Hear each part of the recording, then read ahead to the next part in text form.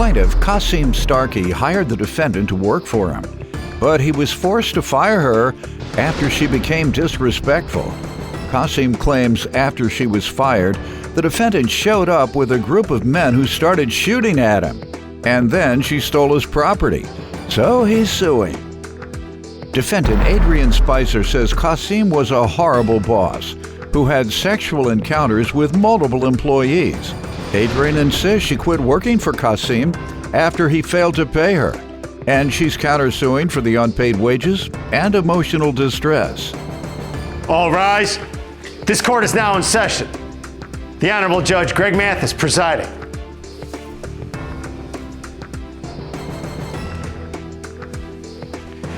You may now be seated. Start with you, sir. So I had met Adrian back in April when I hired her to work for my home care agency. Mm-hmm. We started to grow a friendship, something that I would call a friendship. You know, she was really cool. She did her job good. But what was her job? She was an office manager over finance. Okay. Longer down the line, as we, continue our friendship, I was saying around about the beginning of May, I started, hearing things about Adrian, like she's not a good fit and things like that. She was already working for you, though? Yes. Mm-hmm. So you knew whether she was a good fit yourself? Yes. She was doing her job, yes. I didn't judge her, just because it was somebody else say. I judged her from my character and from that time. And that's what I would have expected you to say. Well, she's doing right. She was a good job. person, exactly. Okay. Further down the line, I had fired Adrian because she had gave me, a trip on her behalf to go to Atlantic City for my birthday. And while I was in Atlantic City, I was getting a phone call from 2 other employees that works in the office building. Mm-hmm. And they were telling me that she was, trying to change their pay wages and was talking to them like trash, basically. Let me back up. She gave you a gift to go to Atlantic City? Yes, she let me use her. Yes, she let me use her. You must be a great boss. Pardon? Yeah, I try to be. I'm not one of those bosses that's like. And what did the gift consist of? Just a one-night stay at an Atlantic City hotel. Just the hotel? Yes, on her rewards. Okay, all right. And while you were gone, that one day, right? Yes. Mm-hmm. The employees complained about how she acted that one day? Yes. She was basically like bringing them in one by one for some type of meeting, telling them that I said that the wages needed to be changed, which we never had that discussion. I do remember her sitting down before her telling me, you paying them way too much. I don't think that they should be paid that much, but I never agreed to knocking down anybody's wages. What was your response? I thought that it was fine, the pay rate that I was paying them. What did you tell her when I told her that their pay rate is fine. Okay, you said it was fine. Then yes. Your Honor, then yes. I was never fired from the job. I stopped working there because he couldn't pay me. Yes, I quit. Once he could not produce payment, I quit. The one phone call he received when he was in Atlantic City was from me and another employee calling because we could not get into the office because we were locked out due to non-payment. Okay, well, let him finish. That's not what he said happened. So after they called and said she was mistreating them, then what? I told them that I would deal with it when I come back to Philadelphia. She was trying to talk me in. So when you came back, how did you deal with it? I pulled her in the office and I asked her what was going on. And she said that she told them that their wages were being changed because she was established as office managers and those were her duties, which you don't have the power. What was your response? That's not your power. You don't have the power to just change nobody's duties. And she got disrespectful with me and I told her that she can leave. Okay, let me hear from you, your side. Qasim employed me April 21st to be his payroll coordinator. Further down the line, I took on the job of office manager because I was doing way more than he needed me to do way more than what my job entailed of. Since I've met Qasim, I found out it was unprofessional. He more so wanted a reality show in his head.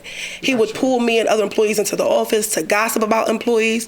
He was currently having sexual affairs with employees. He even admitted to having. He admitted to it. He thought it was funny. He thought it was cute. He even admitted to having oral sex with one of the employees, which I told him this is not 13th grade.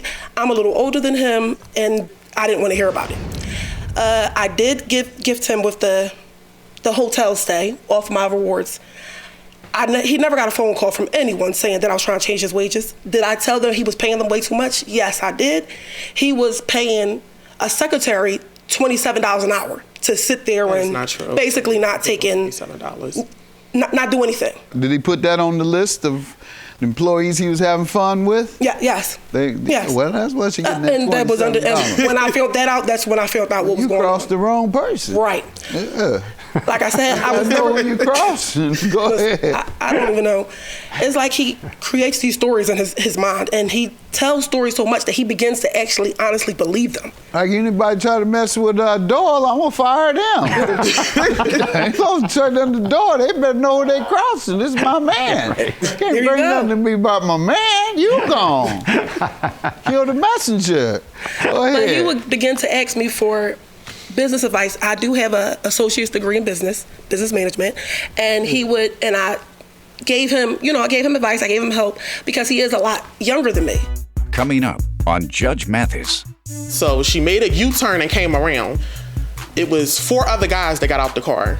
So as soon as I seen them get out the car, one of them had a gun on them. I seen the gun. So I began to start running. When I started running, all I heard was gunshots, like bow, bow, bow, bow, bow. And she yelling, "What you running for? What you running for?" And later, I started using drugs when I was about 8 years old. Okay, that's the first thing she didn't tell me. I didn't know. Probably the most relevant. Go ahead. You know now, don't you? Go ahead, sir. Okay. I started smoking weed at 8 and got actually addicted to drugs when I was 17. What type of drugs?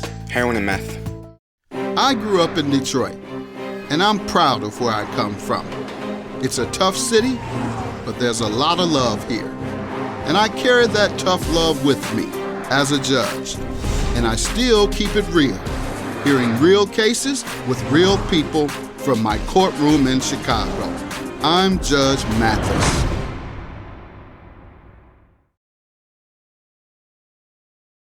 He was paying a secretary $27 an hour to sit there and basically not taking $27. Not do anything. Did he put that on the list of employees he was having fun with? Yeah, yes. Yes. Well, that's what she getting that And that was under. And when I found that out, that's when I found out what was going on. You crossed the wrong person. Right. Yeah. defendant Adrian Spicer worked for the plaintiff, and she claims he was a horrible boss who had sexual encounters with multiple employees. Stolen property. Let's get to that. What property? Tell me what happened. So going back a little bit to after she was fired, she wanted her pay the day that she was fired, which with any job, you don't get paid the same day that you're fired. You have to wait until the payroll. Weeks. Exactly. So after she was fired, you know, we were still, you know, like texting, like as far as like a friendship. And she asked to borrow $300. And I told her, I said, okay, well. All right, ma'am. I said, okay, well, that's fine. I said, you know, I get paid tomorrow. I'll lend you the $300. The next day came. I'm not gonna lie, it totally slipped my mind that I said that I was gonna allow her to borrow the money, and I ended up paying my electric bill. And she called me. She like, well, what's going on with the $300? I said, oh my God, Adrian, I'm so sorry. I forgot that I told you that I was going to loan you the money. So she hung up on me. She said, I said, the only thing that I have left to my name right now is $50. I said, I can cash app you the 50. So she hung up on me. Click. So I'm like, well, what happened to the phone? So she texted me and said, make sure that 50 hit my cash app. I'm done. So, you know, she began to get very disrespectful. She was telling me that even if I had to go and to get her $300, basically just being disrespectful. So later on that night, we have prior friend, like, you know, friends that we both know, and they had a card game at their house. And now I was there before she arrived at the card game. So I was sitting there, she came in, I never said anything to her, you know, she continued with the smart remarks and everything. I never said anything to her. So I'm sitting there, and all of a sudden she gets on the phone with one of her relatives, and she says, oh, I'm in West Philadelphia. I feel like I'm being threatened. I need you and the rest of your bulls to come and pull up. So I'm like, okay, well, I'm just going to leave. I said, somebody and told them that Adrian is here. I have it in evidence. He texted someone and sent them and said, why is this B Adrian here? I'm about to beat her up.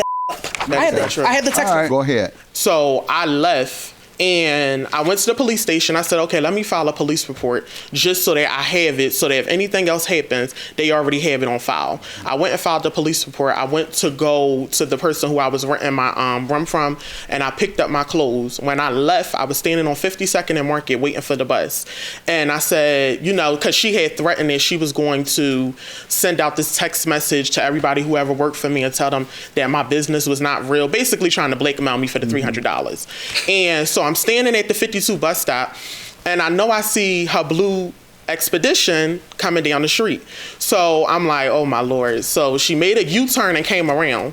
When she made the U-turn, I'm like, okay, maybe she just want to argue or whatever the case may be. It was 4 other guys that got out the car. So as soon as I seen them get out the car, one of them had a gun on them. I seen the gun. So I began to start running. When I started running, all I heard was gunshots, like bow, bow, bow, bow, bow. And she yelling, what you running for? What you running for? Police came to the scene or not? Yes, the police came to the scene. She was convicted for it. She's out on bail right now. Your Honor, he's a liar. He needs serious help. Serious help.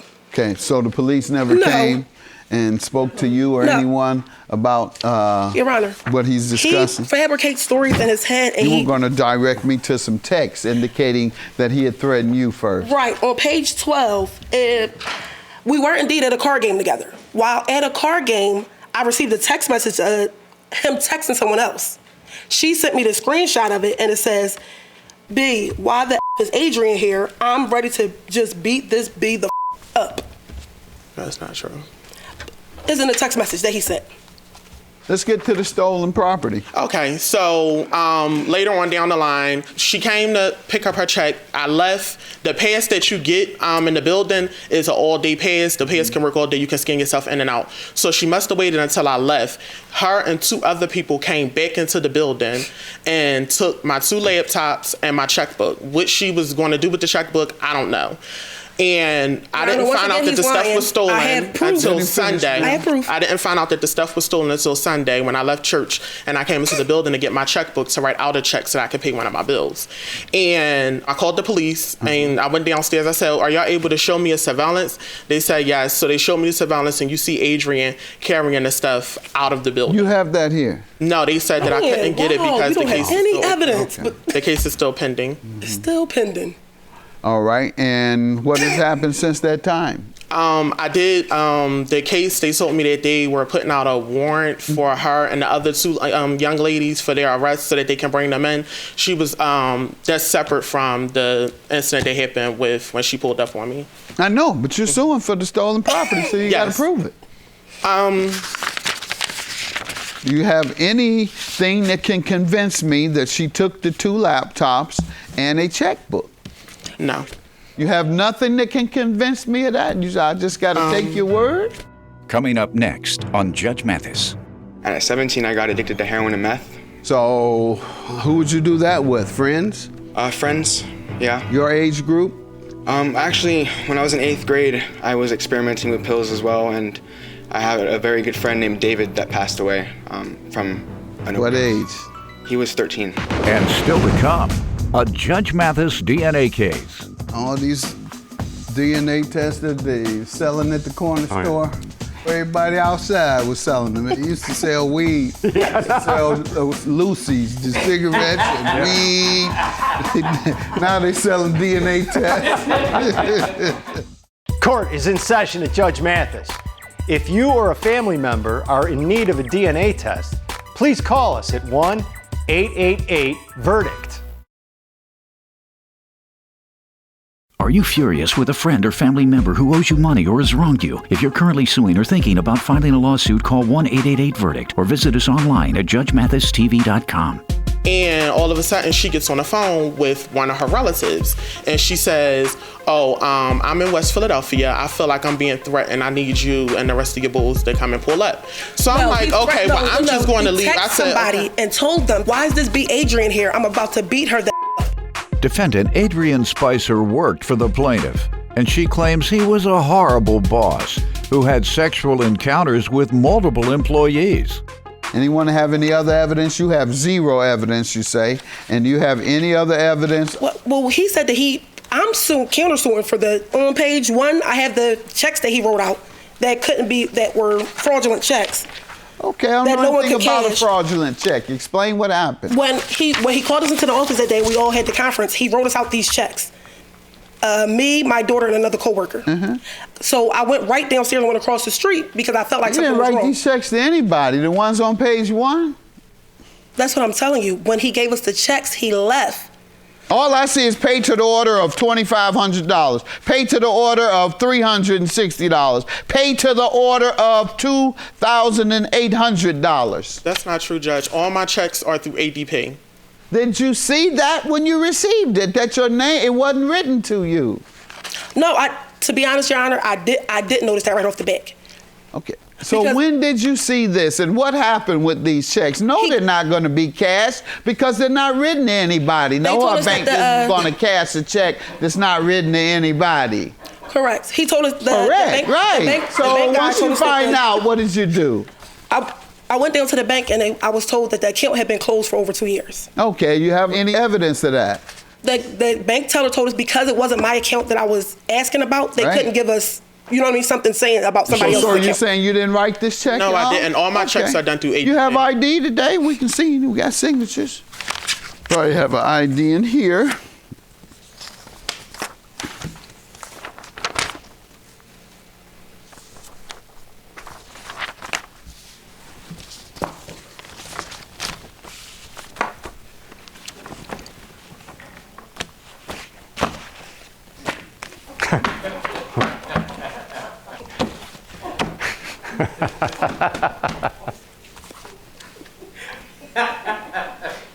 I think you got the point. I do have proof that Your claim is dismissed. He texted me saying that he didn't. Your claim is granted. That is an absolute match. The signature on those checks is an absolute match to your driver's license. Have a good day. Yours is dismissed. Yours is granted. Thank you. Why would you lie like that? Why? Why would you lie like that? After I sat there and helped you after all that. I went down to the bank, took you to the bank. The bank teller didn't even know what you was talking about. You didn't help me with anything, Adrian. Yo, I did fundraisers for you. That's an evidence too. What fundraiser? The same fundraisers I actually take my name off of. You really need help. You're sick. You text me. Oh, please. Oh, let's not have no hatred towards this. You need help. You need to get help. Because I pray for you constantly, yo. You need to get help. You're a thief. I pray for you constantly. You're a thief. Because you're a habitual liar. And I guess you'll be back in jail. You'll be back in jail. You'll be back locked up. Like you're a liar. You'll be back locked up. You're back locked up. That's all I have to say. You'll be back locked up. You need help. I hope that bail was enough for you. I hope they got it again. Bail? If I get locked up and I need bail, guess what? This $5,000 gonna bail me out. Well, guess what? Good job. Because you ain't getting nothing. Because you had a dumb bull. I don't need nothing but for you to leave me alone. What? That's all. I wish you'd leave me alone. Plaintiff Lorna Garcia says the defendant was her miracle baby, who was born against all odds, and he lived a sheltered life until middle school, when he fell in with the wrong crowd and started getting into trouble. Lorna's suing her son today for unpaid rent. Defendant Joshua Garcia says he started using marijuana at age 8, which eventually led to OxyContin, and then a full-blown addiction to meth and heroin. Joshua claims when he was in 8th grade, his 13-year-old friend died from a drug overdose, but he is 2 years clean and sober today. Start with you. Okay, well, I'll tell you a little bit about Joshua. He was born against all the discouragement from doctors. I had projected to have illness or something? Yeah. I had a stillbirth right before I got pregnant with Joshua. Sarah was 8 months when I lost her, and they said I had a lot of issues, health issues, so probably wouldn't be able to carry another baby. But against all odds, Josh was born. Yeah. And he was born with a lot of health problems. The doctor said he had failure to thrive. So he was losing weight and he was going to pass away. They said to come say goodbye. Stay tuned. The case continues after this. And coming up, a Judge Mathis DNA case. Do you know of the reason you were going by those women? He was deacon at the church, going to bring him to church? It was just his lady friends. You didn't see anybody running around at his lady friend's house when you went over there? No. Oh, diapers. You didn't see any diapers sitting up on the shelf? For more Judge Mathis, follow me on Facebook, Instagram, YouTube, and TikTok. Against all odds, Josh was born. And he was born with a lot of health problems. The doctor said he had failure to thrive. So he was losing weight and he was going to pass away. They said to come say goodbye. Plaintiff Lorna Garcia is suing her son, who says he started smoking marijuana at age 8, and by age 17, he was addicted to meth and heroin. What was the projection after leaving the hospital? He was healthy? He actually went back and forth for a couple years to the hospital, but then he became a healthy little boy, sweet little child. Everybody loved him, very caring little boy. And about middle school, we ran into financial hardship. We had the crash of '08, and we ended up in a small little apartment after he lived a sheltered life. He was pretty sheltered, and we went into a rough neighborhood when he was in middle school. So middle school's hard anyway, but yeah, he ended up in a really rough neighborhood, and he fell into some trouble as a teenager, and I wasn't around as much as I should have been. I had to work a lot of jobs, and I also was taking care of my mom, who was very sick, old. She passed at 95 a couple years ago. And taking care of my brother, and he was kind of left a little bit too much on his own. I try to keep tabs, but... Why'd you have to take care of your brother? My brother was mentally and physically ill, and my mom used to help him, and when she fell ill, I was taking care of both of them. My older brother, he is 12 years older than me. I'm 60, he would be 72 today, but he did pass too. So, what are the key times of the day were you there? The most critical times for your son yes, are 3 p.m. I would check in when he got out of school. I would see where he was, come and pick him up, bring him to my mom's or to my brother's. I would try to do as much as I could and work at the same time. I was keeping on top of all that because I didn't want him to. Were you there from 7 in the morning till 9 a.m. or 8 a.m.? I was to see him off at school, and then I was working. You're saying most of your time was given to your other relatives, and perhaps that's why he may have been in a little trouble, because you didn't give him enough time. Oh, I gave him enough time. I guess I'm mentioning the times that are most critical in a child's life, and if you attend to those hours, it doesn't necessarily mean that you don't spend enough time, and therefore the child is going to be troubled. I understand, Your Honor. Yes, I totally understand what you're saying. Yes, I was there. I was there in those critical times for him. All right. But, so how did his troubles work out? Well, he got into a lot of trouble when he was, he fell sick. He got bit by a dog at 16. So those years were kind of rough. He got into a little trouble, and I was always there. I drop everything. Okay. I'm there. Let me get some background from you. All right. Well, I started using drugs when I was about 8 years old. Okay, that's the first thing she didn't tell me. I didn't know. Probably the most relevant. Go ahead. You know now, don't you? Go ahead, sir. Okay. I started smoking weed at 8 and got actually addicted to drugs when I was 17. What type of drugs? Heroin and meth. Okay, and what troubled you in high school? What type of crowd did you run with? And was it a new neighborhood? Tell us from your perspective. Yeah, so I started hanging around the wrong crowd in middle school, just like my mom said. And, skaters and some gangsters, hanging around with them, bad crowd, Hanging around doing what? Learning ways to get money for my drugs. Okay, you were involved in criminal activity starting at age 17 or before? Before, at 15. Okay, and at that time you were using what type of drugs? Pills. I was using OxyContin. Okay, there you go. You all, I gotta interrogate you all about the troubles that we started out talking about, because when you just say you was in trouble, I don't know what that means. Yeah. To some people means stealing the book out of the bookstore. Oh, yeah. To some people it means armed robbery with the gun up to the head. So that's all. I'm just trying to clarify. So you started opioids at age 15. What happened from there? Well, at 17, I became. And no one saw you nodding out all the time? I was very functional. I was functioning. You still nodded at some point. I did. They had some ideas, but they didn't exactly know what. Okay, go ahead. And at 17, I got addicted to heroin and meth. How long after trying Oxycontin did you begin heroin? A year, maybe. A year, because the Oxycontin wasn't getting you high enough. It wasn't available anymore. Oh, okay.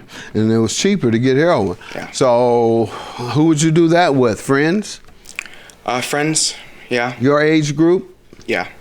Actually, when I was in 8th grade, I was experimenting with pills as well, and I have a very good friend named David that passed away from an What overdose. age? He was 13. What type of pills? Oxycontin. He choked on his vomit in his sleep. 13. Where were you all getting it from at 13? Yeah. Off the street, out your family's bathroom cabinet, medicine cabinet? From the streets. Okay. I was going to Chinatown in the area. Okay. All right, and obviously you recovered from it or overcame it? I did. What age? I have 2 years sober today, actually. Good. Congratulations. So what have you been doing to redeem yourself? I've been working a lot. I'm working on opening my own business one day. I have a lot of plans, a lot of ambitions. Did you damage anybody doing your drug use? Yes. That's a what lot I'm of talking people. about, that redemption. Yeah. I mean, I'm proud of what you're doing for yourself. Thank you. But as a drug addict, you damaged a lot of people. That's the redemption I was talking about. Judge Mathis rules on this dispute shortly. And coming up, I reached out to her on Facebook, and she thought I was coming for her husband, so she was. Did you tell her nobody want him but you? You should have told her. I told her, I said, I don't know who that is, you know. I said that. Closed captioning and other consideration for Judge Mathis provided by Court is back in session at Judge Mathis.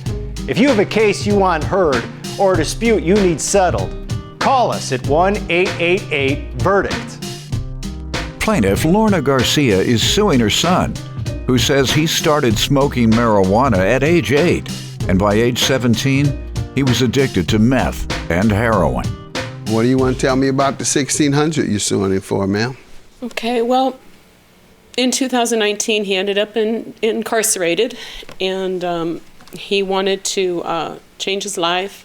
Pandemic was going on, so when he got released, we let him come live with us. We wanted to help him be responsible if he wanted to make this change, and we told him, pay rent. You know, when you get a job, you pay rent, $200 out of each check, $400 a month. We didn't want him to have money burning in his pocket being a recovering addict. Plus, we wanted to teach him to be responsible. And so he got a job May 25th, and he started paying.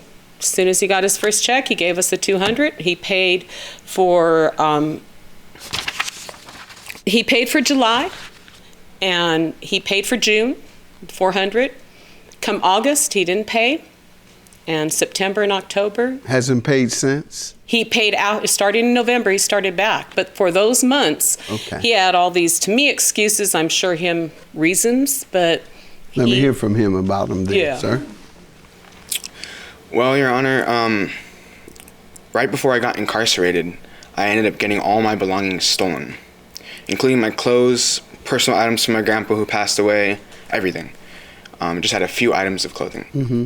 And when I got out, I didn't have any belongings, didn't have any clothes, didn't have much. And when I started getting a job, when I got a job, you know, I had to rebuild everything that I lost.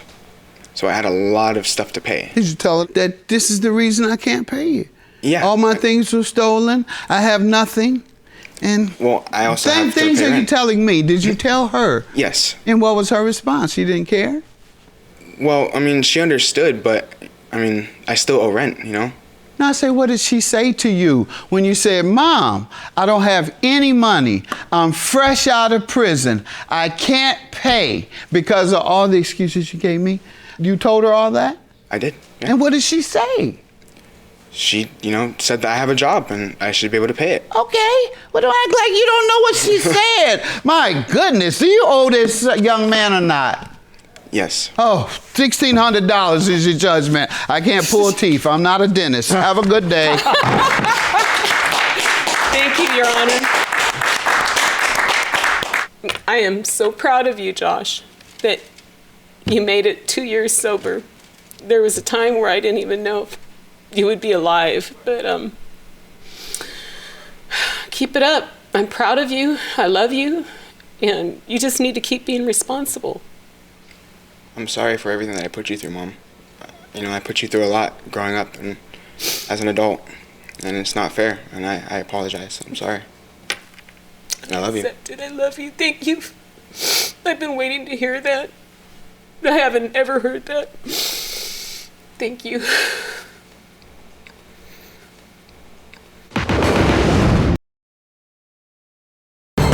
Plaintiff Latrina Davis says she grew up knowing one man as her father, but he was in and out of her life. Latrina claims her father always told her she had other siblings, and she believes the defendant is her half-sister.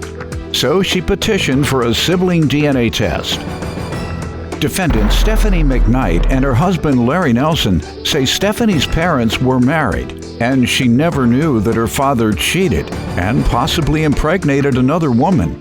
Stephanie believes Latrina is her sister, and she's eager to find out the results today.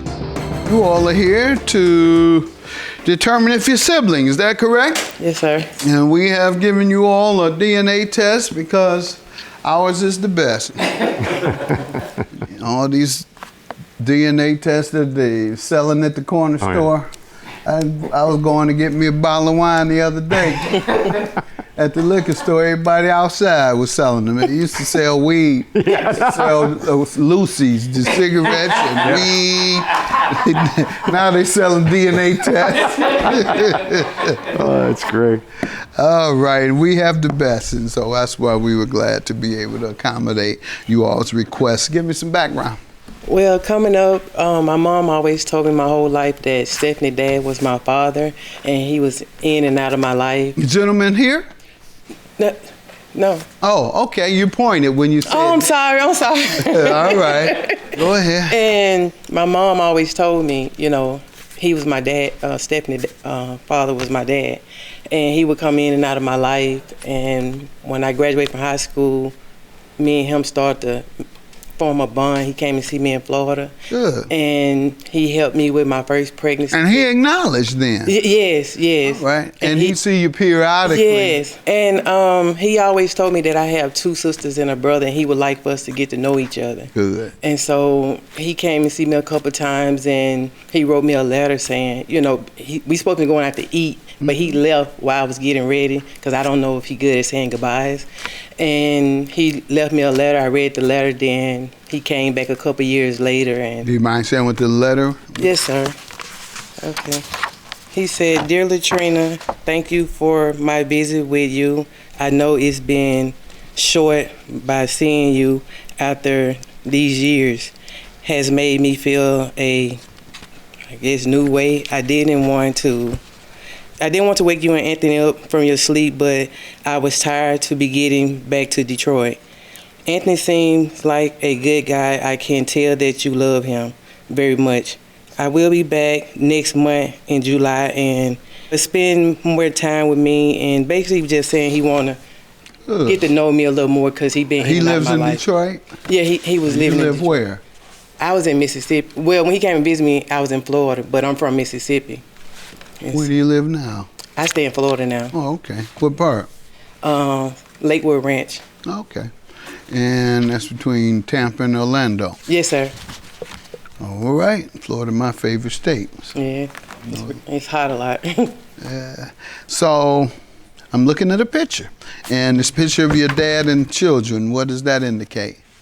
Well, that's the only picture that I ever took with him that I have. Defendant Stephanie McKnight says she never knew her father cheated and possibly fathered the plaintiff. So she took a DNA test today to find out if they are half-sisters. Now, how often did you speak after the letter came? And this was in 05. 05. He came back in 2006 when I was pregnant with my first son. Okay. So he Good. And you all continued? Yeah, phone conversations.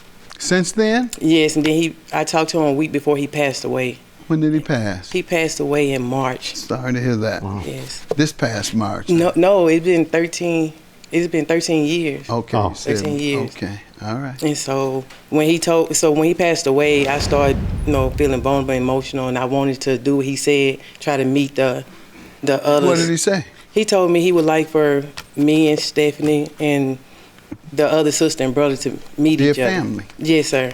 Good. So I reached out to her on Facebook, and she thought I was coming for her husband, so she was. Did you tell her nobody want him but you?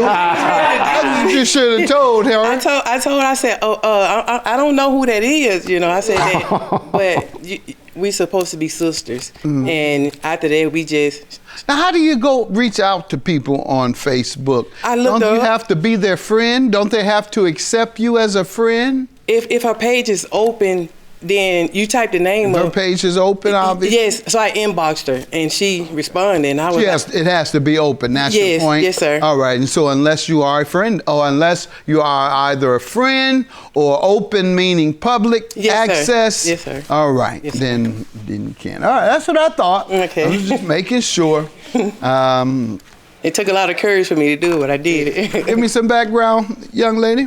Well, first, it's my honor to meet you, Judge, Your Honor. I watch you every day after I get off of work.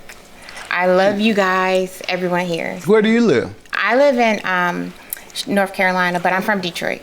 All right. How old were you when you left Detroit? 27. Oh, good. Where did you go to high school? Cooley. Okay, you live near that area or something? No, I lived off of Schoolcraft in Southfield. Yeah, where I grew up. Yeah, down the street from Detroit Roller Wheels. From Herman Gardens, where I grew up. Mm-hmm. You grew up in my neighborhood. Yeah. So when I grew up as a child, I grew up as a family. I only knew about me, myself, my sister, and my brother. And my parents were married. They were married until my sister was about 3. So I never knew about Latrina. What year was that? When your sister was about 3? 88. Okay. So I never knew about Latrina or any other. I didn't know my dad was a Rolling Stone. What makes you feel that way now if it's only a question of one? I feel like she's my sister. Yeah, but Rolling Stone typically means he bounces around to several, not just one. I didn't know why they got divorced or anything like that. They didn't make it the children's information. Uh-huh. We just grew up in a loving family. Even after they got divorced, it was still a household. So they never, any outside or marital issues we never knew about. Defendant Stephanie McKnight says she never knew her father cheated and possibly fathered the plaintiff. So she took a DNA test today to find out if they are half-sisters. When she reached out to you on Facebook, how do you say you thought she was coming after the man nobody else wants? So she contacted me on Facebook. She contacted me on Facebook and she said, "Can we talk?" And I said, "Harpo, who this woman?" What's your name? My name is Larry. What'd you call it? Harpo. So I didn't. Male version of the. Never mind.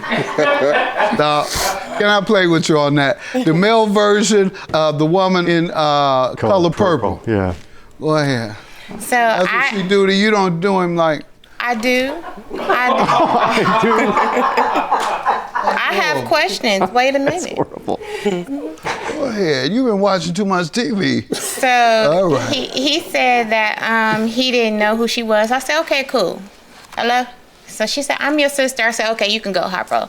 So after we found out what she was calling for, I was open. I'm a loving person. There's no reason to make anybody feel unwanted, and I wouldn't want anybody to make me feel unwanted. So because I didn't know of her and she reached out to me for this particular situation, I wanted her to get closure. How old were you when she arrived? to your knowledge? 29. When she was born, that's when Oh. you arrived. I didn't know. When she was born, I was 29. Huh? When she was born, I was 29. Okay, that's what I was asking. Yeah, I didn't know anything. You were not 29. No, I thought you mean when I found out about her. No. Oh, How old were you when she was born? I was 3. Okay, and you were 3, and how long had your parents been married at that time, do you know? At least 7 years. Okay, how long did they remain married after? They just 9, only 9.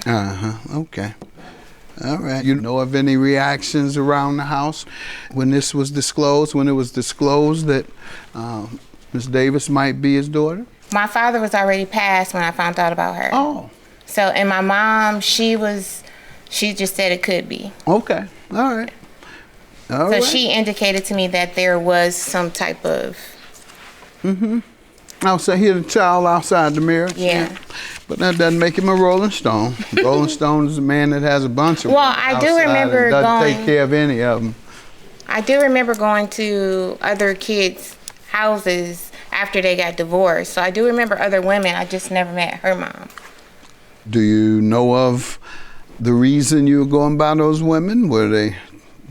He was It was deacon just- at the church, going to bring him to church. It was just his lady friends. Okay, got it. All right, good enough. And you don't know of another sister though, or Not- brother? that not you as know of right of. now, yeah. All right. You didn't see anybody running around at his lady friend's house when you went over there? No. Oh.